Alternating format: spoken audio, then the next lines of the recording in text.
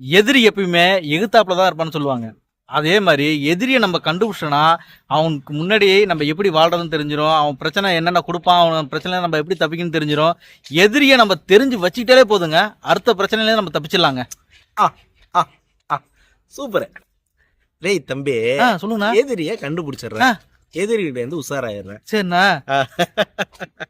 ஆனா துரோகின்னு ஒருத்தன் இருக்கானே, ஆமா, அவனை மறந்துட்டே தம்பி. ஆமாண்ணா.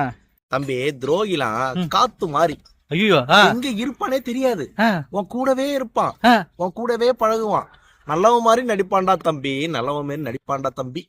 ஆனா இதுல இருந்து நான் என்ன சொல்றேன்னு வச்சுக்கீங்க, யாருகிட்ட பழகதா இருந்தாலும் சரி, சரிண்ணா, கொஞ்சம் உஷாரா பழகு. ஓகேண்ணா, ஓகேண்ணா. இல்லன்னு வச்சுக்கீங்க, இந்த சிங்கம் புலி கதை தெரியுமா? உன்னை ஆடு மாதிரி யூஸ் பண்ணிடுவாங்க. வேணுன்ற டைம்ல ஆடை அடிச்சு சாப்பிட்டு போயிட்டே இருப்பாங்க.